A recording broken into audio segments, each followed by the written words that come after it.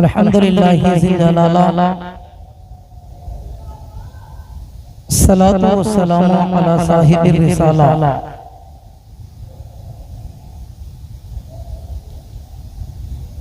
व अला आलिहि व सहाबिहि साहिबिल हिदाया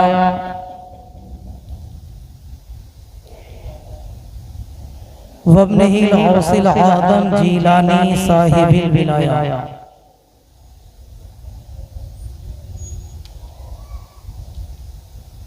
अम्मा बाद फ़अऊज़ु बिल्लाहि मिनश शैतानिर रजीम बिस्मिल्लाहिर रहमानिर रहीम। क़ालू इन्नमल बैउ मिस्लुर रिबा व अहल्लल्लाहुल बैअ व हर्रमर रिबा। आमन्तु बिल्लाहि सदक़ल्लाहुल अज़ीम व सदक़ रसूलुहुन नबियुल अमीनुल करीम व नहनु अला ज़ालिका लमिन शाहिदीन व शाकिरीन वल्हम्दुलिल्लाहि रब्बिल आलमीन।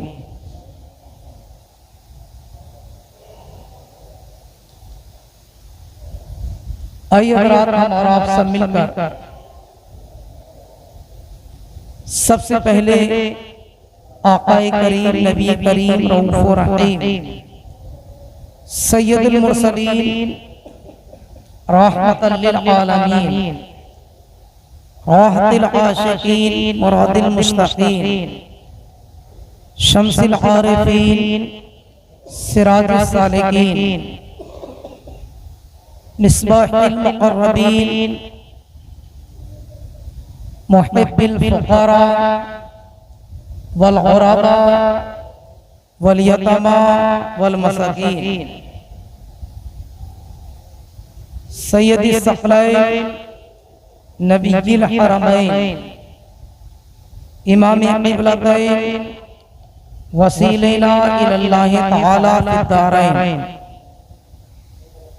साहिबे क़ाबा व क़ौसैन महबूबे रब्बिल मशरिक़ैन वल मग़रिबैन जद्दिल हसन वल हुसैन मौलाना व मौला सक़लैन यानी मुअल्लिम कायनात साहिबे कुरान जनाबी मुहम्मद रसूलुल्लाह सल्लल्लाहु तआला अलैहि वसल्लम की बारगाह नबूवत और रिसालत में दिल लगाकर दुरूद पाक का नज़राना पेश करें। अल्लाहुम्मा सल्लि अला सय्यदना व मौलाना मुहम्मदिन मअदनिल जूद वल करम मंबए इल्मी वल इल्मी वल हिकम सलातु व सलामुन अलैका या रसूलल्लाह सल्लल्लाहु तआला अलैहि वसल्लम।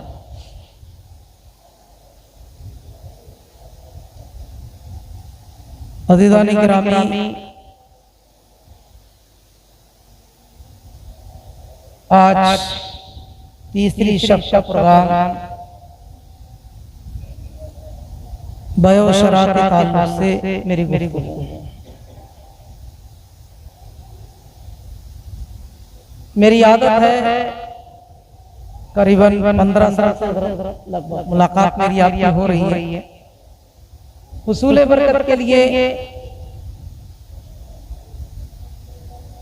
सैयदना सरकार आला हजरत अजीमुल बरकत साहिबुल करामत कंजुल करामत जबलुल इस्तिक़ामत आयतुम मिन आयातिल्लाह मौज़ज़तुम मिन मौज़ज़ाति रसूलिल्लाह करामत गौसुल वरा शाह इमाम अहमद रज़ा खान फातिह बरेलवी नफ़अल्लाहु तआला बिउलूमी के कलाम पाक से दो चार शेर तकरीरी अंदाज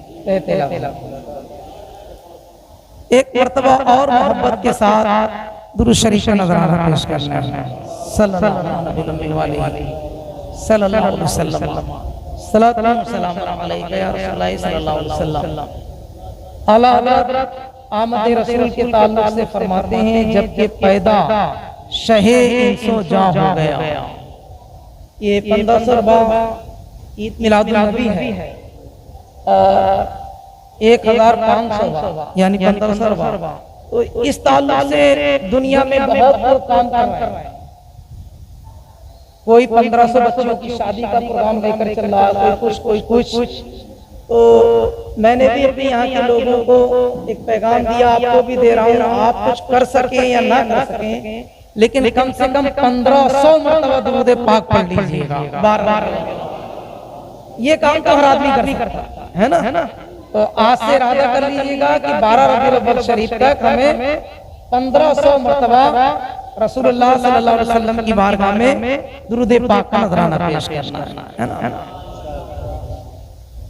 इमाम फरमाते हैं आमद रसूल के ताल्लुक से, जबकि पैदा शहे इंसो जा हो गया, दूर काबा से लौ से बुता हो गया, दूर काबा से लौ से बुता हो गया। और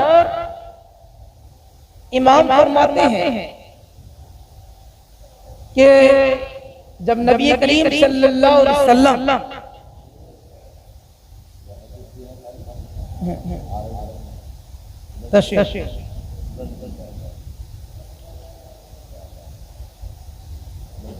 सरकार को मेराज अता फरमाई गई, जिब्रील अमीन सरकार की बारगाह में आए,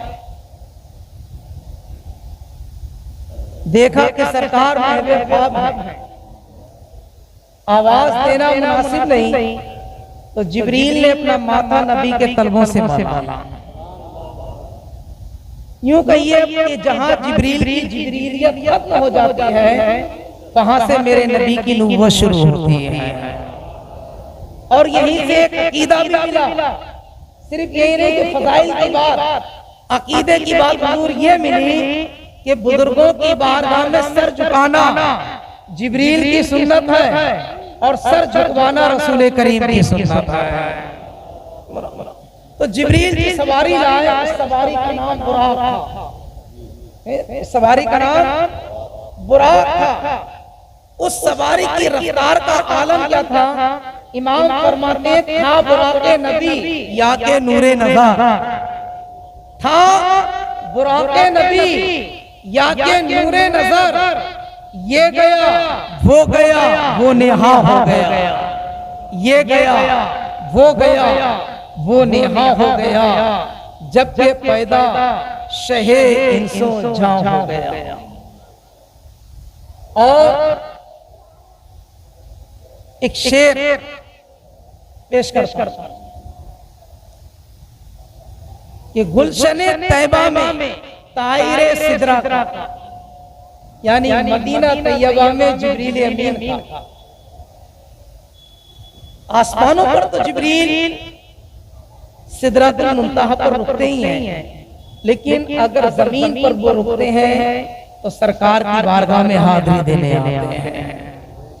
फरमाते हैं आला हज़रत के गुलशने तैयबा में तायरे सिदरा का, गुलशने तैयबा में तायरे सिदरा का आशिया आशिया आशिया हो गया, आशिया आशिया आशिया हो गया। और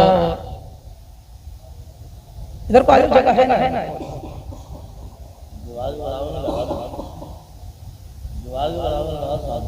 सामने दीवार से लगा। अरे बेटा ये लगाओ ना सामने, जहाँ खड़े हो आप यहाँ बस ये लगा दो, लाइन से लगा दो। चलिए दुरूद शरीफ पढ़ लीजिए। अल्लाहुम्मा सल्ली अला सय्यिदिना सल्लल्लाहु अलैहि वसल्लम। आखिरी शेर पेश करता हूँ, मुलाहिजा फरमा लें।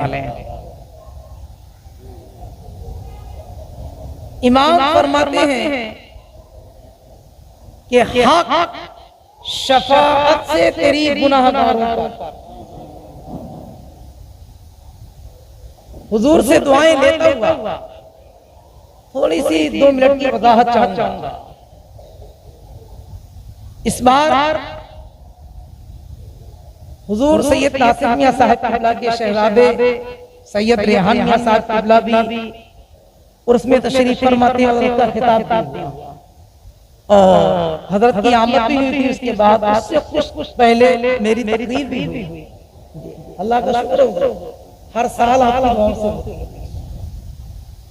इस बार मैंने जो इसे रसमी में पैगाम दिया वो पैगाम आपको देता हूँ। इमाम इश्क मोहब्बत की बारगाह में हर तरह के सवाल आते थे, इबादत के, मामलात के, अकीदे के, हर तरह के सवाल। एक सवाल एक साइल लेकर एक दिन हाजिर हुआ और अर्ज करने लगा, हुजूर ये बताइए कि हम अहले सुन्नत वल जमात का अकीदा है कि नबी करीम सल्लल्लाहु अलैहि वसल्लम शफाअत फरमाएंगे, जबकि गैर मुक़ल्लिदीन का ये अकीदा है कि हुजूर शफाअत नहीं करेंगे। दोनों में से किसकी बात सच्ची है, किसकी बात हक है? इमाम फरमाते हैं कौमुल वहाबिया ला यक़ूलून, ये ऐसी कौम है जिसे अक्ल नहीं, ये अपने तमाम अक़वाल में अफ़आल में काज़िब हैं, झूठे हैं, उसके बावजूद इनकी ये बात सच्ची है, हक है, दुरुस्त है, सही है कि सरकार शफाअत नहीं करेंगे। साइल हैरान रह गया, कहने लगा हुजूर आप फरमाते हैं कि गैर मुक़ल्लिदों की, बदमज़हबों की ये बात सच्ची कि हुजूर शफाअत नहीं करेंगे। इमाम ने फरमाया हाँ। साइल भी कोई आम साइल नहीं था, पढ़ा लिखा आदमी था। कहने लगा हुजूर कुरान पाक पढ़ें, आयतुल कुर्सी की तिलावत करें तो सरकार की शफाअत से साबित है। हदीस पाक पढ़िए, तिरमिज़ी शरीफ की हदीस पाक, अनस रज़ियल्लाहु तआला अन्हु क़ाला रसूलुल्लाह सल्लल्लाहु अलैहि वसल्लम शफ़ाअती ले अहली कबाइर मिन उम्मती, सरकार ने फरमाया मैं अपनी उम्मत में से बड़े बड़े गुनाहगारों की शफ़ाअत फरमाऊंगा। फिर पूरा क़यामत का मंजर भी तो इसीलिए है, वरना अल्लाह तो सब जानता है किसने कितने गुनाह किए, किसने कितनी नेकियां की, कौन जन्नती है कौन दोज़खी है। नबी की शफाअत के लिए ही तो मैदान महशर कायम होगा, समझ रहे हो? हाँ, फकत कितना सबब है इन कादे बदले महशर का कि उनकी शान महमूदियत दिखाई जाने वाली है।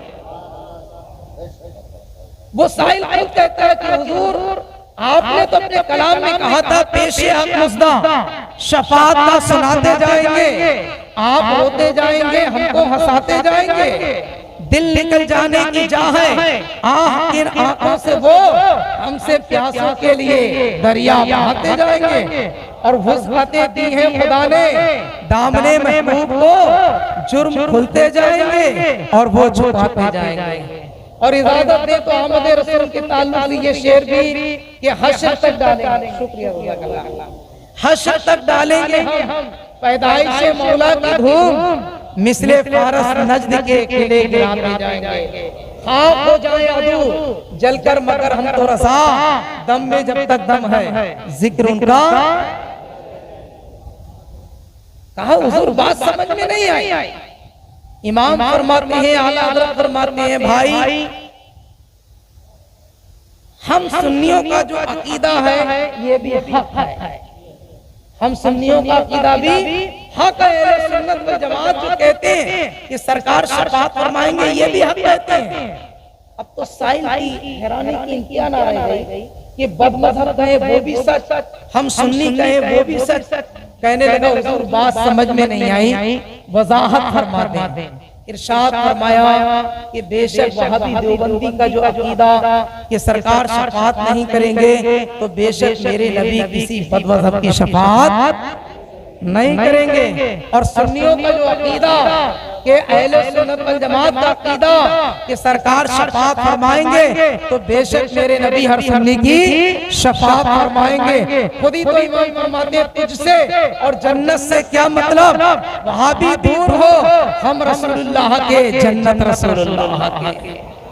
इस वजाहत के बाद में आखिरी शेर आलम का ये सुने, इमाम फरमाते हैं कि हक शफाअत से तेरी गुनाहगारों पर, हक यानी अल्लाह हक शफाअत से तेरी गुनाहगारों पर मेहरबा मेहरबा मेहरबा हो गया, मेहरबा मेहरबा मेहरबा हो गया। और मरने का शेर मुलाजा फरमाने बगैर वजाहत के बहुत जल्दी से ये तूतिए अस्फहा सुन कलामे रज़ा, तूतिए अस्फहा सुन कलामे रज़ा, बेज़बा बेज़बा बेज़बा हो गया, बेज़बा बेज़बा बेज़बा हो गया, जब तक पैदा शहे इंसो जां हो गया, दूर काबा से लौ से बुता हो गया। दुरूद शरीफ पढ़ लें, अल्लाह सय्यदना व मौलाना मुहम्मदिन वबारिक वसल्लम,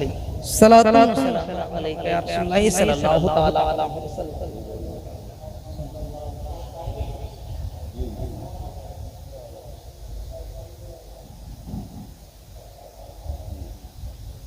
12 रोज़ा ये प्रोग्राम अल्लाह अपने हबीब के सदक़े में कबूल फरमाए और अल्लाह करे क़यामत तक ये प्रोग्राम चलता रहे। आपको भी खूब बरकतें अता फरमाए, आले रसूल का सदक़ा अता फरमाए। मेरे चंद जुमले मौजू के तहत सुनिए, हज़रत के चेहरे की ज़ियारत कीजिए कि या रसूल अल्लाह तेरी नस्ल पाक में है बच्चा बच्चा नूर का, तू है ऐन नूर तेरा सरदाराना। पहले एक उसूल सुनिए, फिर बात आसानी से समझ में आए। हमारे इस्लाम के उसूल 4 हैं, जिनको उसूल अरबा कहा जाता है, यानी 4 उसूल। पहला उसूल किताबुल्लाह यानी कुरान पाक है, और दूसरा उसूल सुन्नत रसूल यानी हदीस पाक है। तीसरा इस्लाम का उसूल इजमाए उम्मत यानी उलमाए इस्लाम का किसी एक ऐसे मसले पर जो बज़ाहिर कुरान और हदीस के अल्फाज में जिक्र न किया गया, कुरान और हदीस की ही रोशनी में उस मसले पर इत्तिफाक कर लेना कि ये जायज है या नाजायज, इसको इजमाए उम्मत कहते हैं। तो तीसरा उसूल है इजमाए। और चौथा उसूल कि जब इन तीनों से काम ना बन सके उस वक्त अक्ले सही जिसको अहले ज़बान कयास कहते हैं, कयास से मसला अखज़ किया जाएगा। और कयास करना ये माशूमा का काम नहीं, सिर्फ उलमा इस्लाम का काम है। आज का ये मेरा मौजू बयो शरा यानी खरीदो फरोख्त के मसाइल, अगर इतने दुश्वार मसाइल हैं ये कि गैर पढ़े लिखे हजरात को तो रहने दीजिए, उर्दू खां हजरात की भी अकल से बाला है। लेकिन मैं कोशिश करूंगा आपकी जबान में समझाने की कि बयो शरा के मसाइल एक आम फहम ज़बान में आपको समझा सकूं।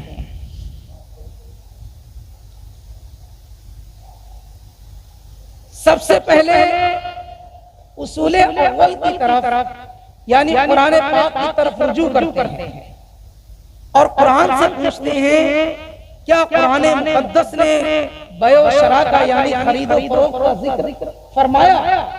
क्या कुरान में अल्लाह ताला ने इसका जिक्र किया कि सामान खरीदो और बेचो? मुख्तलिफ किस्म के लोग दुनिया में रहते हैं। खल्लाक़े कायनात की शान अदीब कि उसने एक लफ्ज़ कुन से कमोबेश 18,000 आलम को पैदा फरमाया और इस बेशुमार मखलूक़ात में 4 मखलूक ऐसी हैं जो ज़ी रूह कहलाते हैं। समझ रहे हो? 4 मखलूक ज़ी रूह है, यानी जिनके जिस्म के अंदर रूह पाई जाती है। एक मखलूक फरिश्तों की है, इनके अंदर भी रूह पाई जाती है। दूसरी मखलूक जिन्नात की है, इनके अंदर भी रूह पाई जाती है। तीसरी मखलूक जानवरों की है, उनमें भी रूह पाई जाती है। और चौथी मखलूक इंसान की है, इसमें भी रूह पाई जाती है। ये 4 मखलूक ऐसे हैं जिन्हें ज़ी रूह कहा जाता है। लेकिन चारों मखलूक की हालत देखें, अल्लाह ताला ने फरिश्तों को खाने पीने से पाक रखा है। ज़ी रूह लेकिन खाते नहीं पीते नहीं, अल्लाह के हुक्म पर अमल करते हैं। दूसरी ज़ी रूह फरिश्तों की, वो जिन्नात की, वो इंसान की तरह खाते पीते हैं, लेकिन इंसान की तरह उनकी ग़िज़ाएं नहीं।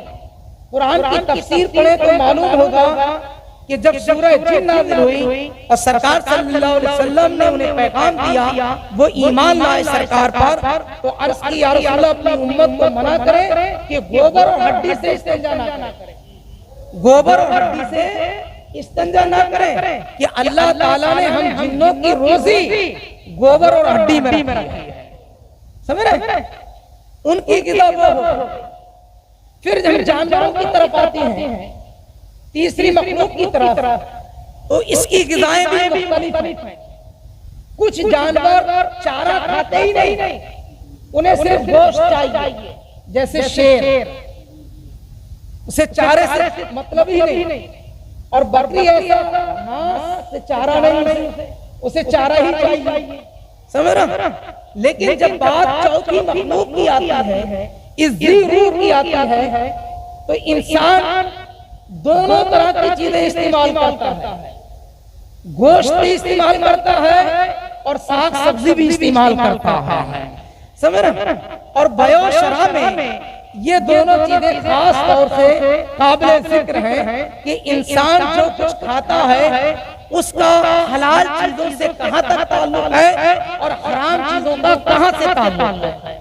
समझ रहे?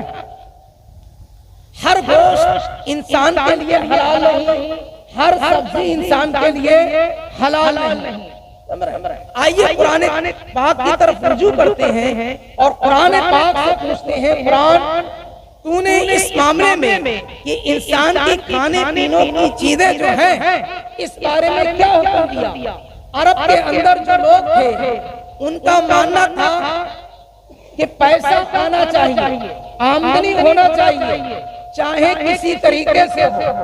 यहाँ तक के अरब के लोगों ने कहा अगर बै यानी खरीदो फरोख्त से आमदनी हो तब भी दुरुस्त है, सूद के जरिए से हो तब भी दुरुस्त है। यहाँ तक के कुरान मुक़द्दस ने सूरह बकरा के अंदर तीसरे पारे के अंदर उनका कौल नकल फरमाया। अल्लाह ने फरमाया, अरब के लोगों ने कहा कालू इन्नमल बैउ मिस्लु रिबा, ये खरीदो फरोख्त और सूद एक जैसा है कि खरीदो फरोख्त से भी इंसान को आमदनी होती है और सूद से भी आमदनी होती है। दोनों तरह से इंसान का माल बढ़ता है, तो दोनों चीजें एक हुई। लेकिन अल्लाह ताला ने इन लोगों का कौल रद्द करते हुए आगे इरशाद फरमाया, व अहल्लल्लाहुल बैअ व हर्रम रिबा, कि अल्लाह ताला ने बै को हलाल फरमाया और सूद को हराम फरमा दिया। समझो? बै को यानी खरीदो फरोख्त को हलाल फरमाया और सूद को हराम फरमाया। दोनों की तारीफ सुन लीजिए कि बै किसे कहते हैं और सूद किसे कहते हैं, ताकि बात समझना और आसान हो जाए। आपने अपनी कोई चीज किसी के हाथ बेची फरोख्त की और सामने वाले ने उसको खरीदा, चीज भी मौजूद है, आकिदैन यानी बाय और मुश्तरी यानी बेचने वाला और खरीदने वाला, ये दोनों लोग भी मौजूद हैं। एक ने अपनी चीज दी, दूसरे ने पैसा लिया और कब्जा कर लिया, बाय ने पैसे पर कब्जा कर लिया, मुश्तरी ने यानी खरीदने वाले ने माल पर कब्जा कर लिया। इसको बाय कहते हैं। बेचने वाले को बाय कहते हैं और जो माल बेचा गया उसको मबी कहते हैं, और जिसने खरीदा उसे मुश्तरी कहते हैं। समझ रहे हो? इसी चल के मैं आगे बताऊंगा आपको। कभी खरीदने वाले को मुश्तरी कहा जाता है और बाय, लेकिन दोनों को मिलाकर आकिदैन भी। समझ रहे हैं? और इस पैसे को रासुल माल भी कहते हैं, और कभी जिसने पैसा दिया दूसरे को काम करने के लिए उसे रब्बुल माल भी कहते हैं। ये सब बाय की इस्तिलाह है। और सूद किसे कहते हैं ये भी ज़हन में रखें। आपने किसी को कर्ज दिया, इस शर्त पर कर्ज दिया आपने कि मैं हर महीने 1000 रुपए पे 10 रुपए लेता रहूंगा आपसे। समझ रहे हो, 1000 रुपए तो अपने मैंने जो कर्ज में दिए वो तो है, लेकिन जब तक आप मेरा कर्जा वापस नहीं करोगे हर महीने 1000 रुपए के 10 रुपए एक्स्ट्रा लेता रहूंगा। ये सूद है। हर वो कर्ज जो मुनाफा लाए वो सूद कहलाता है। समझ रहे हो? कभी कभी ये सूद जिसको लोग सूद समझते हैं वो सूद नहीं होता बल्कि वो मुनाफा होता है और वो जायज होता है। और कभी कभी बै में भी ऐसा होता है, हलाल कमाई में भी ऐसा होता है कि इंसान उसमें हराम की तरफ मुलव्विस हो जाता है। समझ रहे? और से सुनिएगा, वक्त बदलने से भी और जगह बदलने से भी ये बै का मामला हराम में हो जाता है। हालांकि बै को हलाल किया अल्लाह ने, लेकिन वक्त बदलने से या जगह बदलने से ये हराम में तब्दील होता है। वक्त बदलने से भी हराम होता है। कुरान मुक़द्दस में इसका सबूत मौजूद है। आप काम कर रहे, जायज काम है आपका, लेकिन वक्त बदल गया तो ये हराम हो जाएगा। सुनिए कुरान पाक में सूरह जुमा की आयत करीमा पढ़ें। या अय्युहल्लज़ीना आमनू इज़ा नूदिया लिस्सलाति मिन यौमिल जुमाति फसअू इला ज़िक्रिल्लाह वज़रुल बैअ। ऐ ईमान वालों, जब अज़ान दी जाए जुमा के, नमाज जुमा के लिए, तो जुमा के जिक्र के लिए, अल्लाह के लिए दौड़ और खरीदो फरोख्त बंद कर दो। हमारे उलमा फरमाते हैं अज़ान से लेकर जमात होने तक अगरचे बै हलाल थी, लेकिन अब इस दरमियान हराम हो गई। क्यों हराम हो गई? और वक्तों की नमाजें बगैर जमात के हो सकती है, लेकिन जुमात की नमाज बगैर जमात के, इसलिए उस वक्त में बै को कुरान मुक़द्दस ने हराम करार दिया, अगरचे बै जायज थी। लेकिन कुर्बान जाइए इमाम आज़म अबू हनीफा रज़ियल्लाहु ताला की ज़ात पाक, इमाम फरमाते हैं कि बाय और मुश्तरी यानी आखिदार खरीदने और बेचने वाला दोनों लोग एक सवारी पर मौजूद हैं, एक सवारी पर मौजूद हैं और दोनों लोग सवारी से नमाज जुमा के लिए जा रहे हैं और खरीदो फरोख्त करते हुए जा रहे हैं। ये जायज, ये जायज है, क्योंकि कुरान ने जिस मकसद के लिए बै को हराम किया था वो मकसद यहाँ पूरा हो रहा है। नमाज के लिए जाना तो नमाज के लिए जा भी रहे हैं, और अगर वो खरीदो फरोख्त की बातचीत कर रहे हैं तो ये जायज है, हराम नहीं होगा।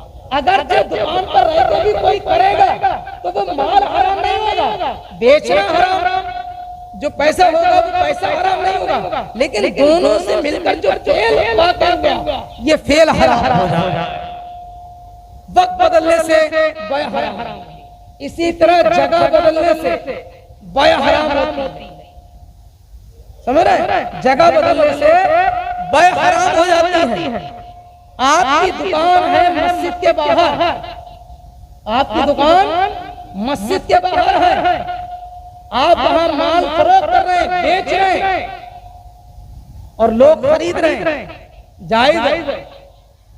आपका बेचना दूसरे का खरीदना जायज है, लेकिन आप अगर यही सामान मस्जिद में उठा कर ले जाए, समझ रहे, और मस्जिद के अंदर दुकान लगा कर बेचे तो यही हराम हो जाएगा। जगह बदलने से भी बै बदलती है और वक्त बदलने से भी बै का हुक्म बदल जाता है। कुरान मुक़द्दस ने मुख्तलिफ मकामात पर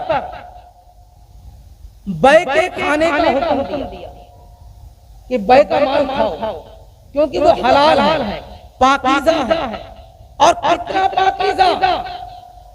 तो कुरान कहता है कुलू वशरबू मिन रिज़्क़िल्लाह, जो बै के जरिए से तुमने माल कमाया अल्लाह ने उसको अपना रिज़्क़ करार दिया है। फरमाया खाओ पियो अल्लाह के रिज़्क़ से। और सिर्फ ऐसा नहीं कि अल्लाह ताला ने बै का माल खाने का हुक्म सिर्फ आम लोगों को दिया, बल्कि आप रसूलाने इज़ाम की जमात को देखें और कुरान मुक़द्दस की तिलावत करें तो अल्लाह ताला ने अपने अंबिया को भी रसूलाने इज़ाम को भी बैके खाने का हुक्म फरमाया।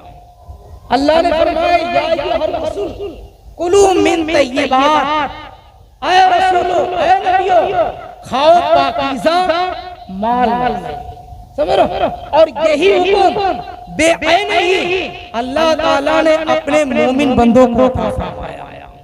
इस ताल्लुक से भी कुरान मुक़द्दस फरमाता है या अय्युहल्लज़ीना आमनू कुलू मिन तय्यिबात, ऐ ईमान वालो खाओ उस रिज़्क़ से जो अल्लाह ने तुम्हें अता फरमाया। तो ये जो अल्लाह ताला ने अता फरमाई इससे खाइए, और सूद को जिसे अल्लाह ने हराम फरमा दिया इससे बचिए। ये कुरान मुक़द्दस की मुख्तसर सी बातें मैंने कही, हालांकि और भी कुरान की आयतें हैं, समझ रहे हो, और भी बहुत कुछ कुरान मुक़द्दस में इस ताल्लुक से है, लेकिन मैं चारों बातें यानी कुरान, हदीस, इजमाए उम्मत और क़यास, ये चार बातें कहकर के गुफ्तगू खत्म करूंगा। आइए अब हदीस रसूल की तरफ चलते हैं। हदीस रसूल में देखते हैं क्या बैत का जिक्र आया, क्या रसूल करीम सल्लल्लाहु अलैहि वसल्लम ने खुद बैत की या नहीं की।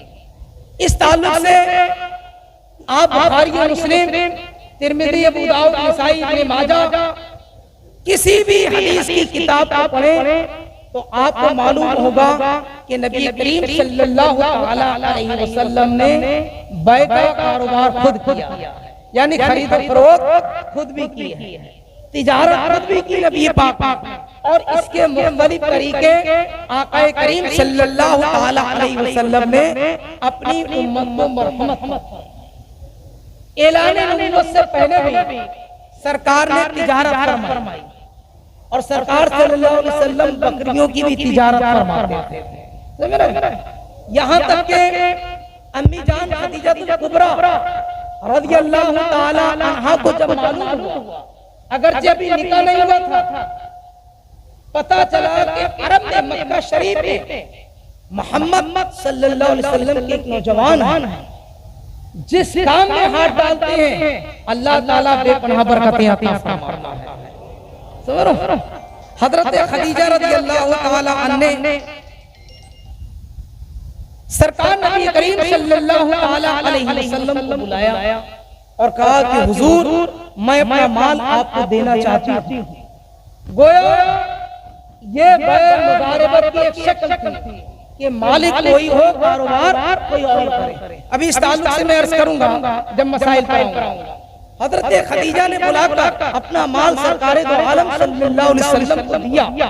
सरकार नबी करीम सल्लल्लाहु अलैहि वसल्लम अम्मी जान खदीजा कुबरा का माल लेकर मुल्क शाम तशरीफ ले गए, और यकीन जाने बड़े बड़े ताजिर उस मंडी में मौजूद होते थे, लेकिन जितना मुनाफा अल्लाह ताला ने अपने हबीब को अता फरमाया इतना मुनाफा किसी और को नहीं अता फरमाया। क्यों? यहाँ पर भी एक अकीदे की बात ज़हन में आती है, कोई सरकार से किसी मामले में आगे नहीं बढ़ सकता, न अमल में, न अकीदे में, न माल में। अगर कोई मुनाफे में सरकार से बढ़ जाता तो वो ताजिर कह देता कि मैं तो रसूल से तिजारत में बढ़कर हूँ, मेरा मकाम आला है, इसलिए अल्लाह ताला ने ताजिरों में भी रसूल पाक का मकाम सबसे आला है, कोई उनसे बढ़ ही नहीं सकता, न अकायद में, न अमाल में, न दर्जे में, न। और खुद कुरान फरमाता है या अय्युहल्लज़ीना आमनू ला तुक़द्दिमू बैना यदिल्लाहि व रसूलिही, ऐ ईमान वालों अल्लाह और रसूल से आगे मत बढ़ो, कोई नहीं बढ़ सकता। अल्लाह ताला ने यहाँ भी अपने रसूल को तिजारत में सबसे मुनाफा ज्यादा अता फरमाया। और फिर सरकार की तिजारत में पाक दामनी, सच्चाई, रास्तगोई इस कदर आला दर्जे की थी कि हजरत खदीजा रज़ियल्लाहु ताला अन्हा ने आपकी शराफत को देखकर, आपकी पाक दामनी को देखकर आपको निकाह का पैगाम दिया।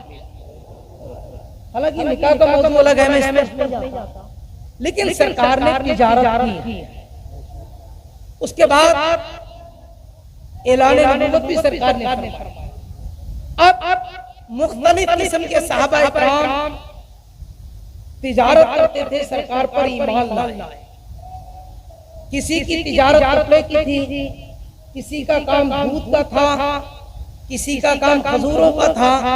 सब अपने अपने मसाइल पूछते थे। यहाँ तक के सहाबी रसूल हजरत मिक़दाम बिन मादी करीब रदियल्लाहु ताला अन्हु दूध बेचते थे। आपका काम दूध का, और किसी ने आपसे कहा सुभान अल्लाह हजरत आप दूध का काम करते हैं। हजरत इब्ने मातब रदियल्लाहु ताला ने फरमाया कि जनाब दूध का काम करने में क्या पाकीज़ा काम है, ये अच्छी बात है कि लोगों को घर बैठे मैं दूध पहुंचाता हूँ। आपकी बांधी थी, आप दूध दूहते थे बकरियों का, और आपकी बांधी घर घर पहुंचाने के लिए जाती थी। आज भी गालिबन इसी सुन्नत पर दूध का काम करने वाले हजरात ये सुन्नत अदा करते हैं कि बहुत सारे लोग घर घर दूध पहुंचाते हैं। लेकिन इस मामले में बड़ा एक अजीबोगरीब जमीन आसमान का फर्क है।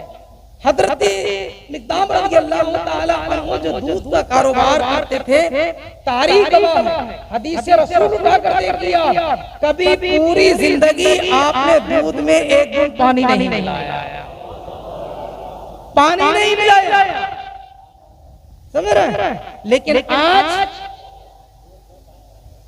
समझ रहे हैं, दूध बहुत कम और पानी की मिकदार ज्यादा। इस ताल्लुक से मैं एक जुमला अर्ज़ करूं, गौर से सुनिएगा। शराब हराम पहले नहीं थी। मिसाल देता, हमारा इस्लाम आया तो आगाज़ इस्लाम में भी शराब हराम नहीं थी, बाद में शराब हराम हुई। उससे पहले लोग शराब की तिजारत करते थे। हदीस पाक में है कि ज़माना साबिक़ में जब शराब हलाल थी, उसका बेचना जायज था, खरीदना जायज था, शराब का पीना जायज था। इस्लाम के आने से पहले एक शख्स था, उसका शराब का बहुत बड़ा कारोबार था, तिजारत करता था, एक मुल्क से दूसरे मुल्क ले जाता था शराब, और इत्तेफाक से उसने शराब की रखवाली के लिए एक बंदर भी खरीदा। एक दिन वो पानी वाले जहाज में अपना शराब का सामान ले जा रहा था, और बंदर को वहीं हिफाजत के लिए रखा। सरकार सल्लल्लाहु अलैहि वसल्लम फरमाते हैं बंदर उसके माल के पास बैठ गया, और वो करता क्या था कि शराब जितनी होती थी उतना ही पानी मिला, गोया 1 किलो शराब की 2 किलो करता। बंदर उस माल के पास बैठ गया, समंदर में जहाज चला, उसने थैली के सिक्के लौटे, और एक सिक्का समंदर में डालता, एक थैली में रखता, एक समंदर में डालता, एक थैली में रखता। सरकार फरमाते हैं कि पानी का पैसा पानी में चला गया, और हलाल कमाई का पैसा थैली में आ गया। समझ रहे हैं?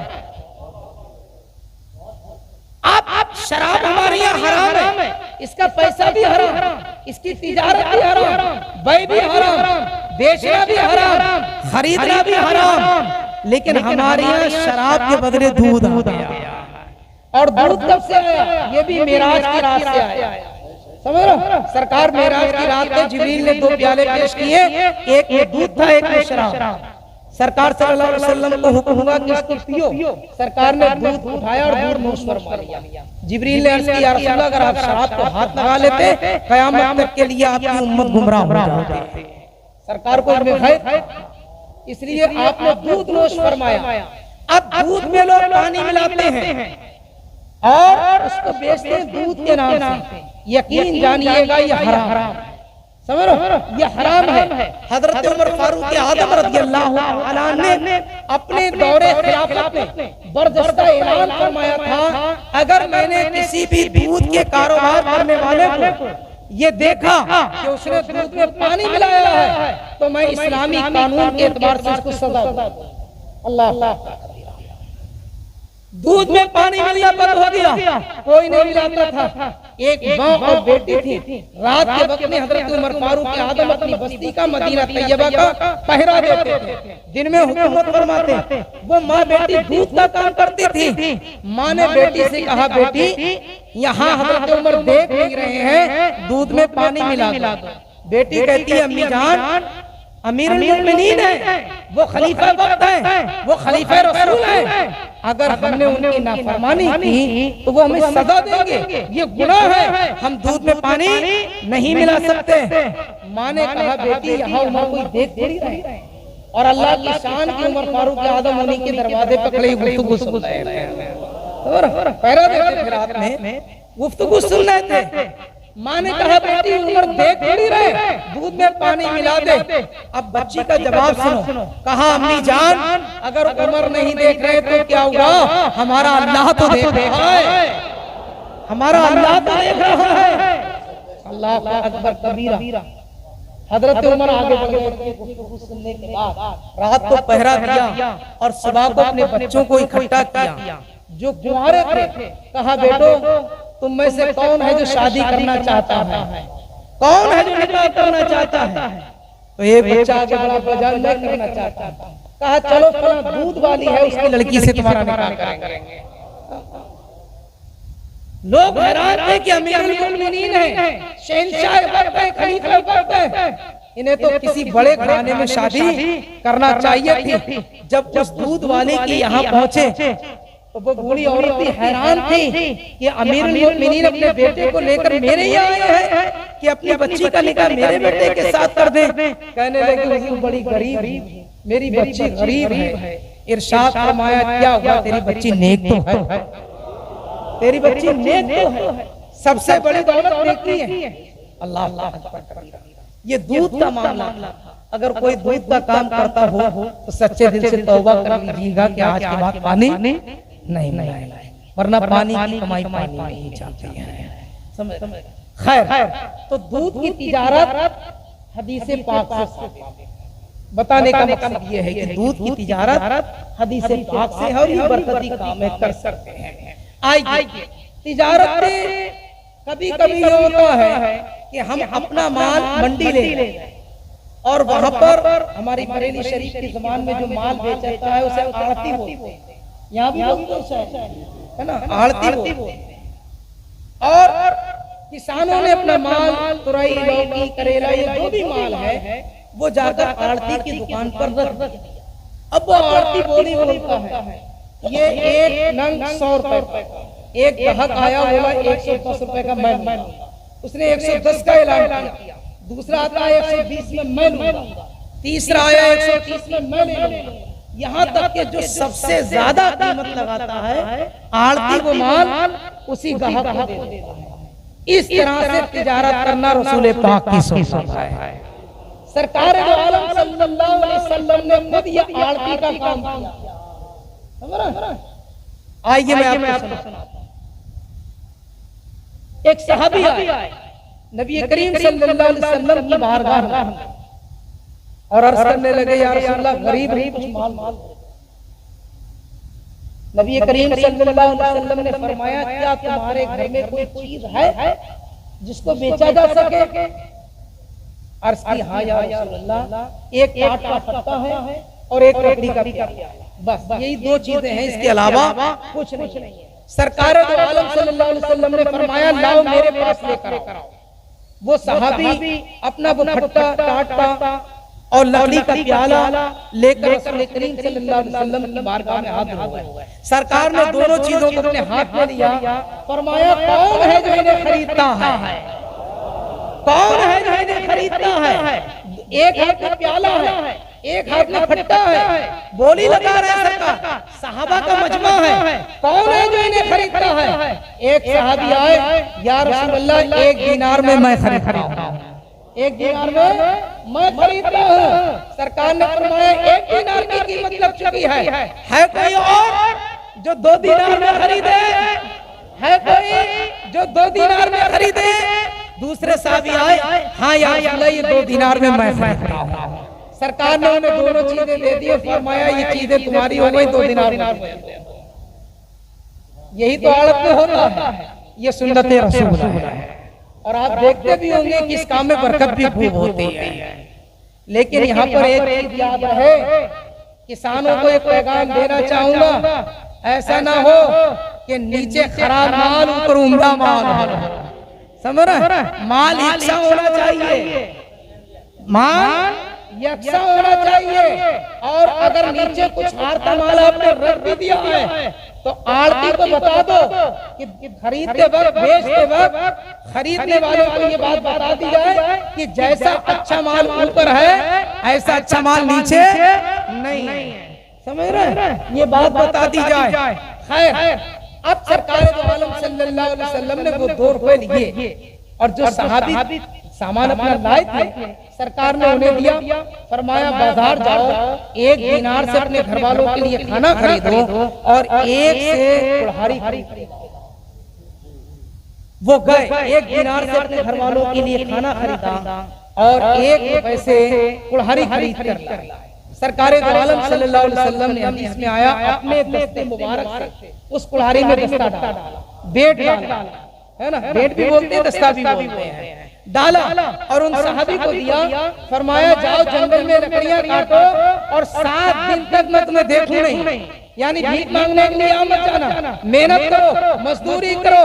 भीख मांगने से मेहनत करना कितना अच्छा है, समझ रहे, भीख मांगने से मेहनत करके कमाना कितना अच्छा है।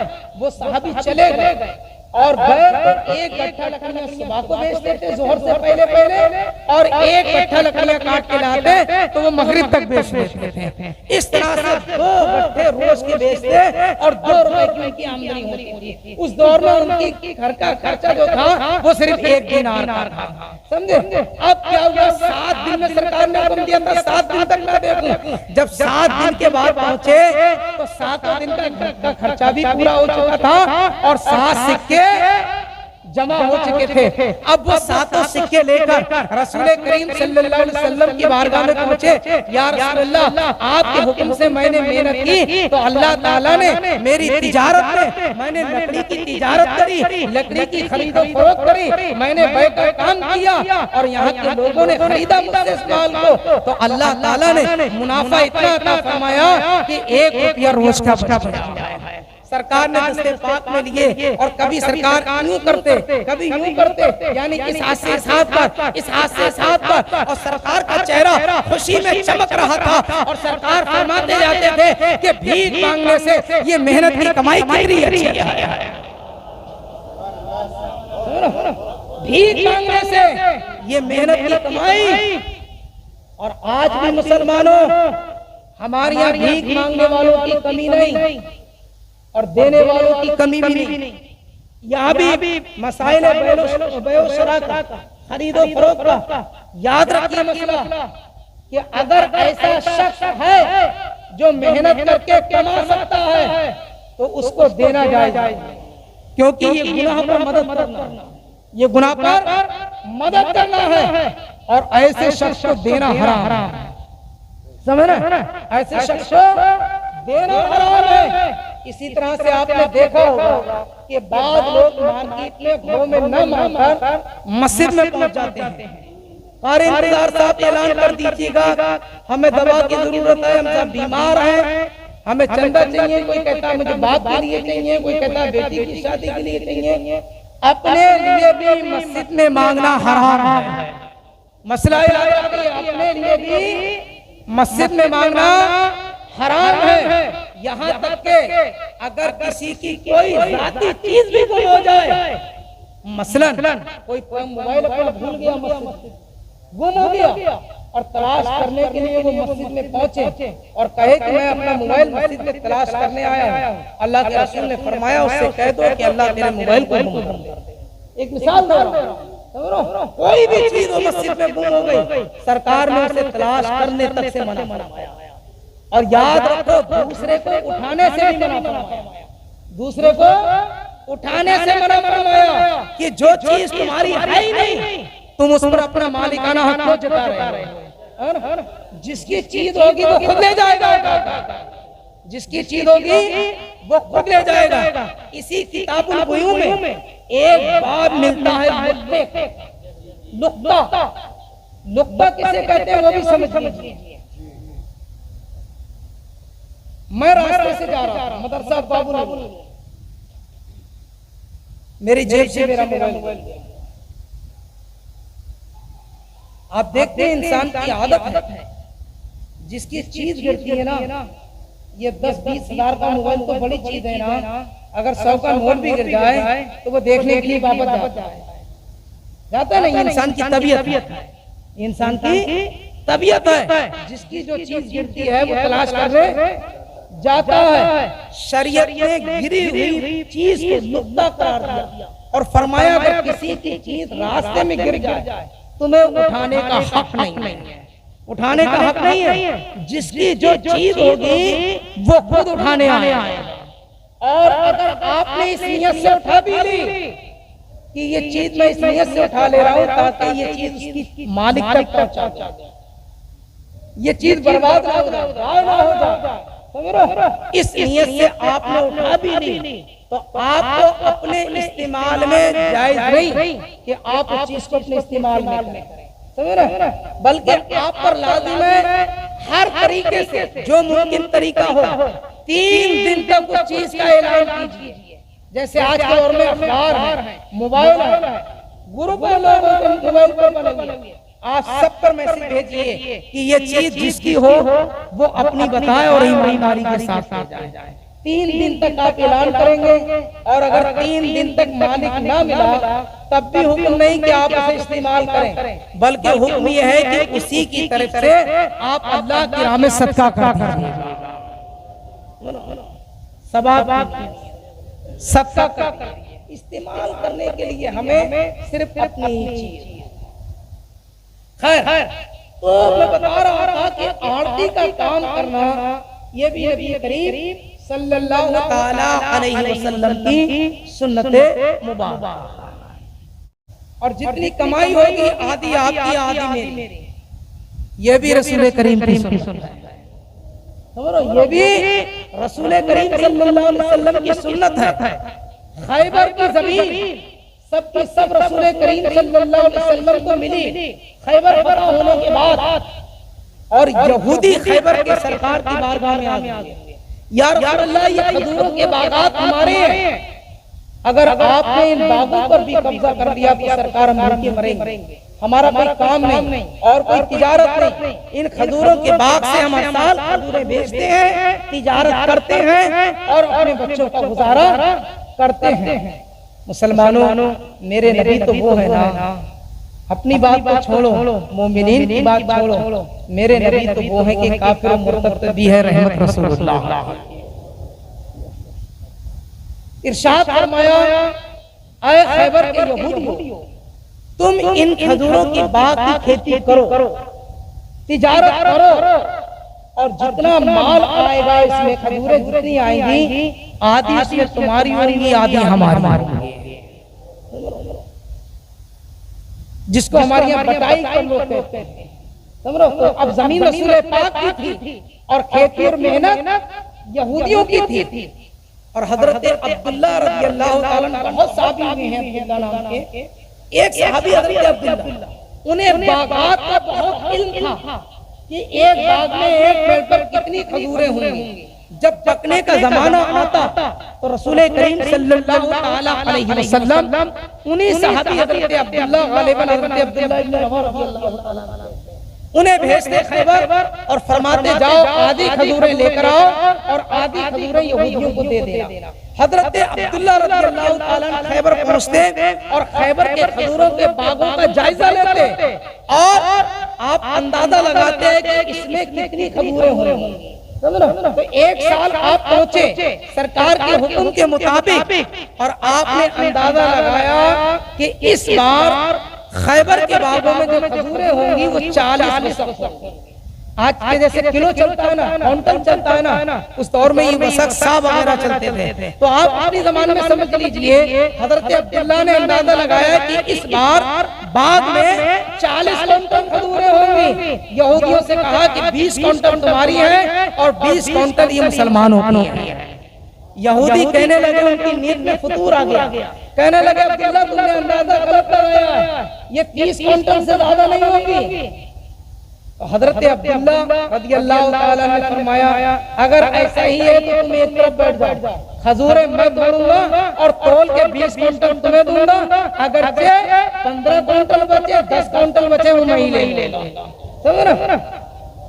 अगर 10 क्विंटल बचे तुम्हारे अंदाजे के मुताबिक 30 क्विंटल, मेरे अंदाजे के मुताबिक 40 क्विंटल, 20 हमारी 20 तुम्हारी, लेकिन अगर तुम कहते हो 30 क्विंटल है ठीक है, मैं मान लेता हूँ, तुम एक तरफ बैठ जाओ, खजूरें तोड़ूंगा मैं, तोलूंगा मैं और 20 क्विंटल पहले तोल के तुम्हें दे दूंगा, जो बचेंगी वो मैं ले जाऊंगा। यहूदियों ने बर्दाश्त उस वक्त कहा, आज भी आप हदीस के अल्फाज देखें, तारीख गवाह है, खैबर की जमीन आज भी पुकार कर कह रही है कि उस वक्त खैबर के यहूदियों ने कहा था अगर जमीनों आसमान कायम है तो सिर्फ मुसलमानों के इंसाफ की वजह से है।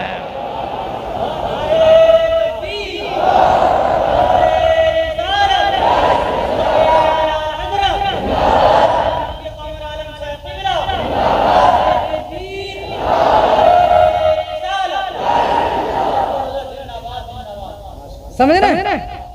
मुसलमानों के इंसाफ की वजह से। और ऐसे ही होता कि हजरत अब्दुल्ला रज़ियल्लाहु ताला अन्हु का अंदाजा बिल्कुल सही होता, कभी गलत नहीं निकलता था। आप जितने क्विंटल फरमा देते खजूरें उतने ही क्विंटल निकलते थे।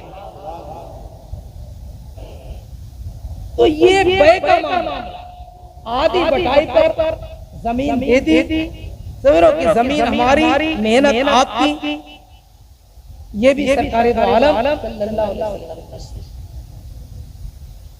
एक बै होती है बै तौलिया, एक बै तौलिया, हाँ बता रहा हूँ।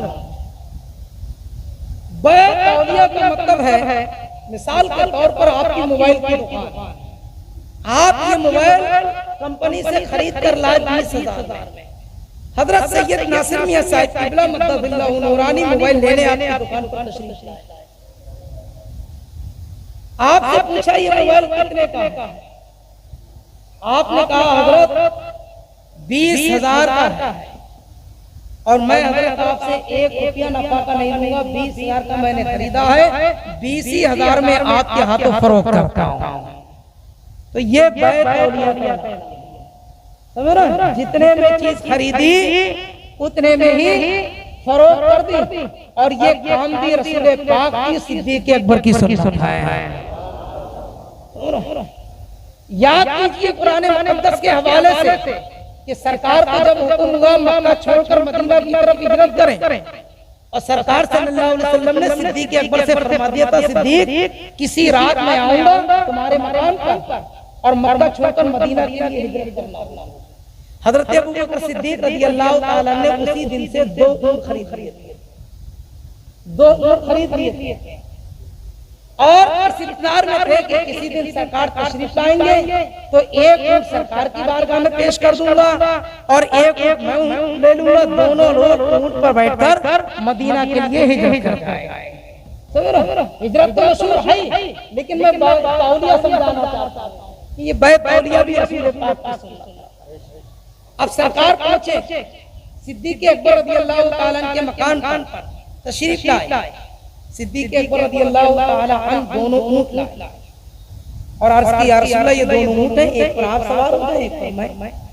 सरकार ने इरशाद फरमाया अबू बकर मैं तुमसे बै तौलिया करना चाहता हूँ, मैं तुमसे बै तौलिया करना चाहता हूँ। अर्ज़ की या रसूल अल्लाह मैं ये ऊँट आपको पेश करना चाहता हूँ। सरकार ने इरशाद फरमाया अबू बकर किसी और मौके पर दे देना, कुछ देना हो, लेकिन अभी सफर का मामला है, अभी सफर का मामला है, लिहाजा मैं तुमसे बै तौलिया करना चाहता हूँ, यानी जितने में तुमने ऊँट खरीदा है उतनी कीमत तुम मुझसे ले लो। तो सरकार सिद्दीक़ अकबर रज़ियल्लाहु ताला ने जितना का ऊँट खरीदा था उतने पैसे में ही सरकार को वो ऊँट बै कर दिया और सरकार सल्लल्लाहु अलैहि वसल्लम ने वो ऊँट खरीदा। तो जितने में माल खरीदा ना हमें नुकसान हुआ ना नफा हुआ, इसका नाम बै तौलिया है। और ये भी बै होती है। इसी में, इसी बाब में बै तौलिया में एक बाब बै मुराबाहत भी कहलाता।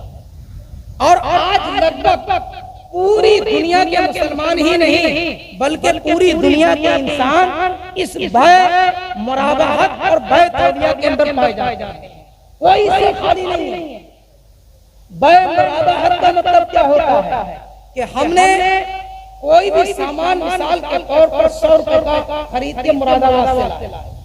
अब हमने 100 रुपए का माल खरीदा, उधर तक आए, किराया भी लगा, सामान का भी किराया लगा, या हम गाड़ी से गए तो गाड़ी के तेल का भी खर्चा हुआ। फिर हमारी जाती दुकान है नहीं, हमने दुकान भी किराए पर ले रखी है, हर महीने दुकान का किराया भी देना है, लाइट का बिल भी देना है, हमने एक नौकर रखा है उसकी भी तनख्वाह देना है। तो हमें 100 रुपए वाली चीज 120 में पड़ी जाती है। एक अंदाजा लगभग इतना सारा खर्चा हमने जोड़ा। अब 120 की जब हमें खुद पड़ी तो हम 100 रुपए में दे कैसे दे? 100 रुपए में दे कैसे दे? किराया भी लगा है, गाड़ी का तेल भी लगा है, दुकान का किराया भी देना है, लाइट का बिल भी देना है, नौकर को भी देना है, सब निकालेंगे तो इसी में से। हमने इसकी कीमत रखी 150। क्या कीमत रखी? 150। 100 रुपए की खरीदी, 20 रुपए खर्चा आया और 30 रुपए हमने मुनाफे किए। इसको कहते हैं बै मुराबाहत। और लगभग आज पूरी दुनिया के इंसान इसी पर काम करते हैं, बै मुराबाहत पर काम करते हैं। कोई एक हो कि हुजूर सैयद नासिर मियां जैसा कोई मुकद्दस आदमी आ गया, चलो हुजूर जितने में लिए उतने ही नहीं देते हैं, ये तो बै तौलिया हो जाता है। लेकिन आदमी बै मुराबाहत करता है, समझ लो। और ये काम भी रसूल पाक सल्लल्लाहु अलैहि वसल्लम की सुन्नत है, समझो। ये काम भी रसूल पाक की सुन्नत है। रसूल करीम सल्लल्लाहु अलैहि वसल्लम ने बै मुराबाहत भी फरमाई। और एक बार ऐसा हुआ कि मक्का शरीफ में एक बाजार लगता था, वहाँ कुछ लोग कपड़ा लेकर आए। सरकारे दो आलम सल्लल्लाहु अलैहि वसल्लम ने उनसे शलवार का कपड़ा खरीदा। कपड़ा सरकार का खरीदना साबित है। आज पूरी दुनिया के लोग शलवार पहनते हैं ना, खरीदना रसूलुल्लाह की सुन्नत है। अगरचे हुजूर ज्यादा तहम्मुल को पसंद फरमाते थे, लेकिन फरमाते थे कि शलवार में सतर पोशी ज्यादा है, उसको पसंद फरमाते थे। तो सरकार ने बै मुराबाहत के तौर पर शलवार है ना। वक्त ज्यादा हो रहा है मेरे ख्याल में, 1 घंटा हो चुका मुझे। चलिए हदीस की बहुत बातें कर दी, अभी मेरे ज़हन में बहुत हदीस है बै के ताल्लुक से। लेकिन आइए मैं इजमाए उम्मत की तरफ को आता हूं, बस थोड़ी सी देर में। अच्छा, इजमाए उम्मत क्या होता है? कुरान हदीस की 2 बातें पेश कर। इजमाए उम्मत का मतलब कि बज़ाहिर कुरान और हदीस के अल्फाज में हमें वो चीज नहीं मिलती। उलमा जमा हो और उस मसले पर बहस करें, जो तय पाएगा वो इजमाए उम्मत कहलाएगा। हजरत उस्मान गनी रज़ियल्लाहु ताला अन्हु की बसरा में एक जमीन थी और आप मदीना तैयबा में तशरीफ फरमा थे। आपको पैसे की जरूरत हुई तो आपने हजरत अबू तलहा रज़ियल्लाहु ताला अन्हु के हाथ वो जमीन फरोख्त और आपने 3 दिन का इख्तियार दिया। इसको खयार शर्त भी कहते हैं। किसी भी चीज के बेचने के बाद वापस करने का और वक्त बता देना कि इतने दिन के अंदर अंदर ये चीज आप वापस कर सकते हो, इसको खयार शर्त कहते हैं। 3 दिन का इख्तियार दिया जाता है। तो किसी ने हजरत अबू तलहा रज़ियल्लाहु ताला अन्हु से कहा, हजरत क्या आपने हजरत उस्मान गनी की बसरा वाली जमीन खरीदी है? तो आपने फरमाया हाँ। फरमाया हजरत आपको घाटा होगा, जितने में आपने जमीन खरीदी है, जितने में आपने बात की, अभी पैसा नहीं दिया था, सिर्फ बातचीत हुई थी, इतने की वो जमीन है नहीं। तो आपने फरमाया हजरत उस्मान गनी ने मुझे खयार शर्त दिया और मैंने हजरत को खयार शर्त दे रखा है, अभी बात है ये पैसा नहीं दिया। किसी ने हजरत उस्मान गनी से भी यही बात जाकर कही, क्या हजरत आपने अपनी बसरा वाली जमीन फरोख्त कर दी है? इरशाद फरमाया हाँ, लेकिन हम दोनों को खयार है, खयार शर्त है कि अगर पसंद आएगी तो लेंगे, नहीं पसंद आएगी नहीं लेंगे। बातचीत तो ये भी पैसा नहीं दिया है। फरमाया हजरत आपको घाटा होगा, जमीन आपकी कीमती है। उधर अबू तलहा से कहा कि आपने महंगी खरीद ली, समझो आप पैसा दे रहे हैं, ज्यादा दे रहे हैं। इधर उस्मान गनी से कहा आपने सस्ती बेच दी।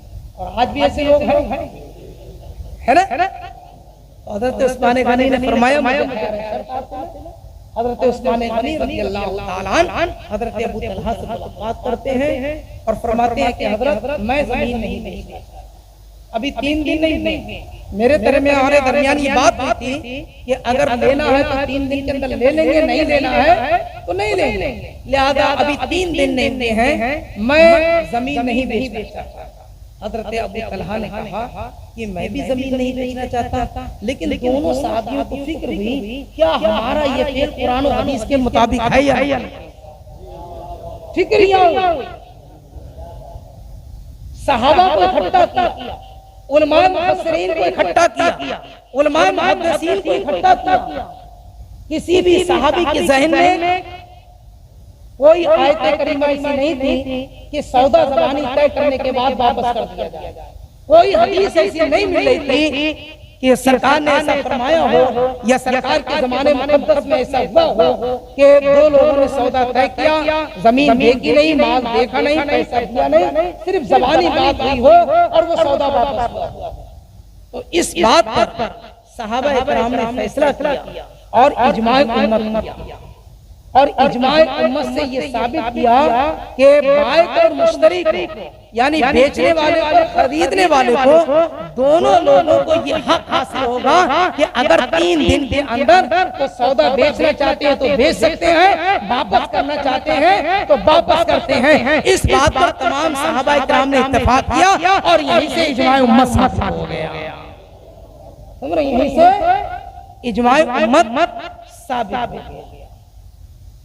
चलते चलते एक बात और बता दूं, इसी बै के बाप में एक बाप होता है बै मुजारिब। अल्लाह की शान बड़ी अजीब है, किसी को पैसा अल्लाह ने दिया तो हुनर नहीं दिया और किसी को हुनर दिया तो पैसा नहीं दिया। होता है दुनिया में हर तरह के लोग।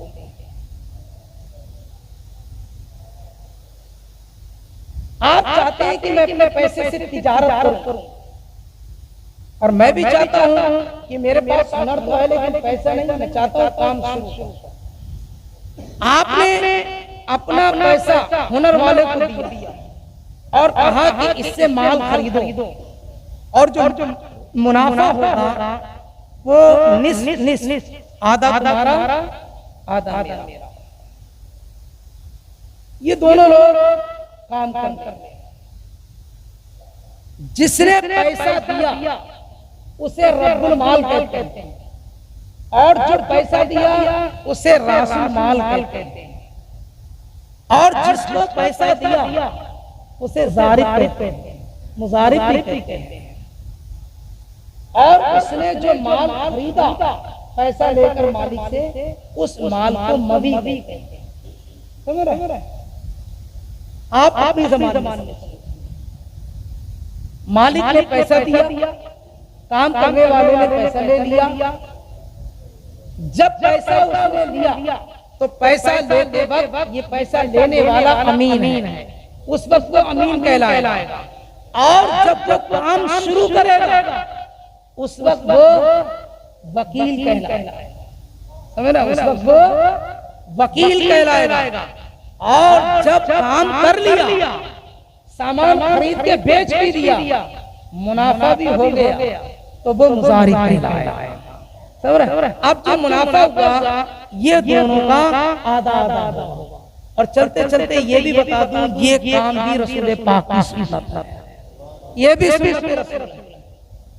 थोड़ा सा मैं आपका और गौर करूंगा 5 मिनट।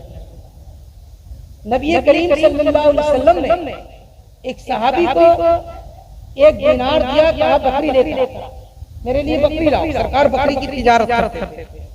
वो सहाबी गए और 1 रुपए की 2 बकरी खरीदी। 1 रुपए में 2 बकरी खरीदी और वही बकरी खरीदने के बाद उसी बाजार में उन्होंने एक बकरी 1 दिनार में फिर बेच दी। समझे? अब एक बकरी और एक दिनार वही जो सरकार ने दिया था लेकर रसूल पाक की बारगाह में हाजिर हो गए।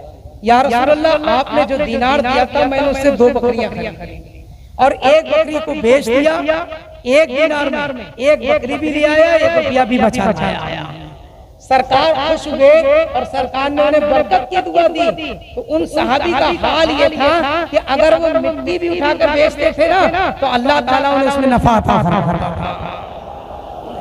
दुआए रसूल का साथ। लेकिन यही वाक़या, यही सूरत, यही हाल कुर्बानी के लिए सरकार ने कुर्बानी के लिए 1 दिनार दिया, फरमाया जाए बकरा लेकर आओ।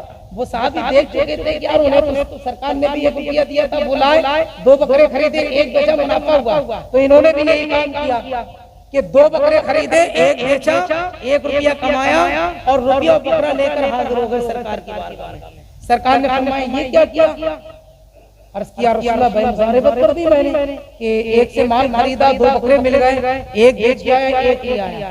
सरकार ने फरमाया वो सहाबी का जो था ना वो तिजारत के लिए था, तुम्हें जो दिया ये कुर्बानी के लिए दिया है और कुर्बानी के माल से मुनाफा नहीं कमाया जाता, कुर्बानी के माल से मुनाफा नहीं कमाया जाता। लिहाजा इस रुपए को सदका कर दो, इस रुपए को सदका कर दो। अल्लाह अकबर कबीरा। और आज भी यही है मसला कि आपके पास बकरी है या भैंस है दूध की, कुर्बानी की है वो, तो आप उसका दूध बेच नहीं सकते, अपने इस्तेमाल में नहीं ला सकते। उलमा फरमाते हैं दूध के लिए ये करो कि ठंडा पानी छिड़क दो ताकि उसका दूध उसी में खत्म। और अगर आप लोग दूध के बेचा भी ना तो आपको उसकी कीमत अपने इस्तेमाल में लाना जायज नहीं है, बल्कि उसकी कीमत को आपको सदका करना है। इसके भी बहुत मसाइल हैं। हजरत फरमा रहे हैं कि एक मसला बै फासिद के ताल्लुक से भी, बै फासिद के भी मसाइल पेचीदा होते हैं। आम बात समझ में नहीं आ पाती लोगों के। वैसे मैंने हर इम्कान कोशिश ये करी है कि जितने भी बै के मसाइल हैं आप समझ सकें। बस आखिरी मसला सुन लें, उसके बाद इंशाअल्लाह। बै फासिद मुख्तलिफ तौर पर होती है। एक नाजायज माल की जितनी भी बै है वो सब बै फासिद है। शराब की बै फासिद है, समझ रहे हैं? जुए से आपने पैसा जीता और उससे कुछ माल खरीदा, वो भी बै फासिद है, समझ रहे? खबीस होता है। यहाँ तक कि वही दुकानदार को जुए का माल दिखाकर कहा या सट्टा लॉटरी लगाया, उसमें आपको मुनाफा हुआ, आपने कहा ये सट्टे का माल है, इससे खाना दे, ये सब बै फासिद है। इसका हुक्म ये है कि आपने जुए से, सट्टे से, लॉटरी से जो पैसा कमाया, अगर आपको मालूम है कि ये फला आदमी से मैंने जीता है, तो आप पर लाजिम है कि उसका पैसा उसे वापस करके आइएगा और तौबा भी कीजिए, समझ रहे? तौबा भी कीजिए। लेकिन होता यह है कि जुए का पैसा तो हमें मालूम होता है कि ये फला से हमने जीता है, सट्टे का पैसा पता ही नहीं है कहां से जीत के आए। आजकल मोबाइल पर एक एनएफटी, उसमें भी लोग लाखों रुपया लगाते हैं, समझ रहे? मोबाइल के जरिए से हमारे उलमा ने भी इस एनएफटी के माल को भी नाजायज करार दिया, समझ रहे? एनएफटी के माल को भी नाजायज करार दिया है। ये बै फासिद में आते हैं, लेकिन हमने नेट पर, एनएफटी पर या किसी और नेट पर पैसा लगाने के बाद में उससे पैसा कमाया, कंपनी ने हमें दिया, अब हमें पता ही नहीं है कि ये पैसा हमने कहां से कमाया, किस माल से कमाया, क्या माल खरीदा गया, क्या माल बेचा गया। तो ये सब बै मजहूल, बै फासिद में आती हैं। ऐसा माल खरीदना जिसका आपको इल्म ही ना हो कि कहाँ है, कितने वजन का है, कितने गज है, कैसा है, सोना है, चांदी है, कपड़ा है, जूता, कुछ मालूम ही नहीं है, और आपके नाम से खरीद लिया और उसका मुनाफा भी आपको मिल गया। इस कमाई को हमारे उलमा जायज नहीं कहते, इस कमाई को जायज नहीं कहते हैं। अब हमने एनएफटी वगैरह के जरिए से जो रुपया कमाया, तो एक बात ये भी है कि दुनिया में इस रुपए का हमारे अलावा कोई मालिक भी नहीं है। इसके अलावा हमारे अलावा कोई मालिक भी तो नहीं है। हमने नेट पर लगाया, नेट से खरीद लिया, नेट पे बेच दिया, जीत गए। इसके मुख्तलिफ जवाब हैं। हर मसला आवाम में नहीं बताया जाता है ना। बस इसकी कई सूरतें हैं नवाज की। एक सूरत मेरे पास उड़ीसा की सरजमीन से ये मसला आया था कि एक बंदे ने 15 लाख लगाकर एनएफटी पर 3 साल के अंदर 9 करोड़ रुपया कमाया। अब इतने रुपए का क्या करें, उसे बताया किसी ने ये नाजायज है। उसने बंबई में मुझे फोन करके बताया, फोन किया बंबई के एक बड़े आलिम दीन के जो सब में मशहूर है ना, मुफ्ती कलीम साहब। उनसे भी पूछा, फिर जामिया अशरफिया मुबारकपुर में मौलाना साजिद रजा मिसबाही, उनसे भी पूछा, और बरेली की सरजमीन पर गुनाहगार के फोन आया। तीनों लोगों ने अलग अलग सूरतें बताई। मेरा जवाब अलग था, मुफ्ती साजिद रजा मिसबाही का जवाब अलग था, मुफ्ती कलीम का जवाब अलग था। और जब तीनों ये सूरतें तमाम उलमा के आगे पेश की गई, अल्हम्दुलिल्लाह सुम्मा अल्हम्दुलिल्लाह, मुफ्तियाने इकराम ने जो लिखत सूरत में फैसला दिया, तो तीनों मुफ्तियों के जवाब हक और सही थे। तीनों के जवाब सही निकले। इसको कहते हैं अक्ल सलीम, क़यास। अपनी अक्ल सलीम से कुरान और हदीस की रोशनी में जवाब बताते हैं। इसकी सूरतें हैं मुख्तलिफ, लेकिन एनएफटी वगैरह में काम नहीं करना चाहिए। कर लिया है तो तौबा करना चाहिए। अगर किसी ने कर लिया है तो वो जाती तौर पर अपना अलग से मसला पूछ सकता है। हर बात अवाम में बताने की जरूरत नहीं होती है। बहुत सारी मसाइल हैं, बातें हैं। मैंने 4 बातें बता दी, कुरान पाक के हवाले से, हदीस के हवाले से, इज्मा उम्मत से, और आखिर में क़यास बता दिया। बाकी मसाइल बहुत है। अल्लाह ताला हमें और आपको सबको इन अहकाम पर अमल करने की तौफीक और रफ़ीक अता फरमाए। जिंदगी खैर रही, आपने आइंदा साल याद रहा तो इंशाअल्लाह ताला आइंदा साल फिर मिलेंगे। या रसूल अल्लाह, काम वो ले लीजिए, तुमको जो राज़ी करे, ठीक हो नाम रज़ा, तुम पे करोड़ों दरूद, वमा अलैना इल्लल बलाग। अस्सलामु अलैकुम।